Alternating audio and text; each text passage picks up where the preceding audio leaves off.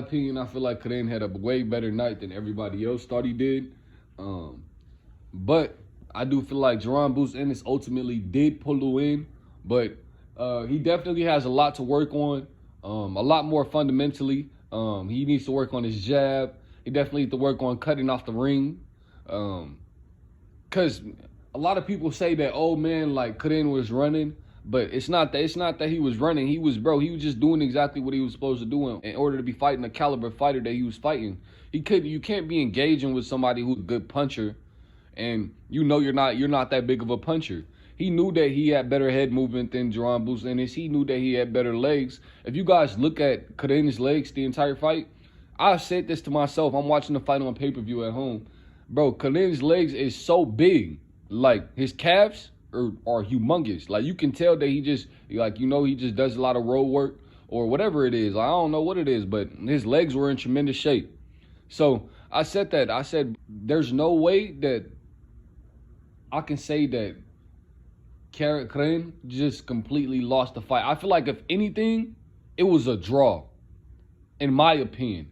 I don't feel like Karen lost, and I don't feel like Jaron Ennis lost the fight either. But I feel like it was a great display of boxing ability from the both of them. So this is the first time he's been 12 rounds, 19 fights, or something like that. So he had to get his conditioning together. And when's a better time to go 12 rounds other than when you're getting the title? So now he has a title, and he's put himself in position to be the number one opponent for Errol Spence Jr. next.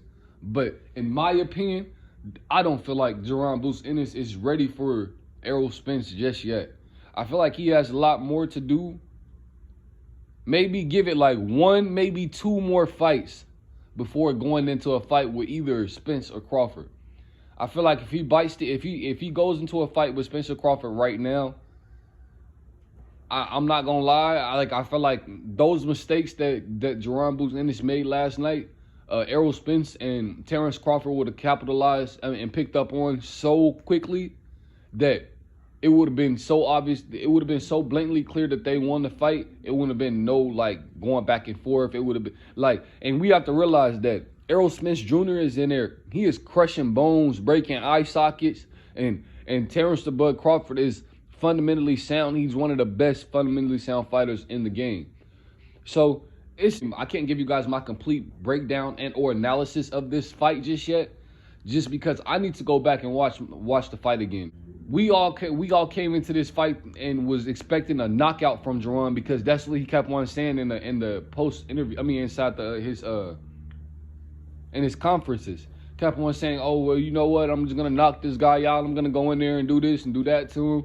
But he went in there and he figured out quickly that Karen isn't just gonna lay down. He's not one of those people. In my opinion, I feel like Karen definitely deserves a second opportunity to either face Jaron or to face somebody. He deserves another title shot, in my opinion. Karen is a tremendous fighter. I feel like he had a good fight. Jaron Ennis also had a good fight. The drawing board for Jaron Ennis and really find out what he did wrong in that fight. And I feel like the same for Karen. How do you guys feel like this fight went? Do you guys feel like Jaron Ennis won? Or do you guys feel like Karen should have gotten the win? Or do you guys feel like it should have been a draw? Because in my opinion, like I said, I feel like it should have been a draw. Both of them came out and did exactly what they were supposed to do. I didn't know where I was. I mean, when he hit me with that shot, my head still hurts. My vision is back, but that's what happened. I didn't know where I was.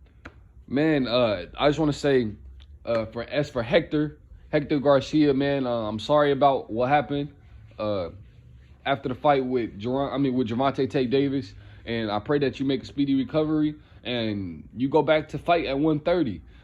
I feel like contesting at 135 with someone like Gervonta Tate Davis is just a little bit more, biting off a little bit more than he can chew right now, in my opinion. Tank was literally just boxing smart the entire time. He didn't go in there and try to knock him out in the beginning. He knew his limitations. He knew that this guy is an Olympian. He knew that this guy, he's gonna be strong in the first couple rounds. So he had to break him down. So man, like I said, nevertheless, tremendous display of boxing ability from every single fighter on the card. Man, Rashidi Ellis took a loss for the first time, and that was humongous. Rashidi taking an L was not expected. I feel like Rashidi is one that I can say that really he should have won that fight, in my opinion.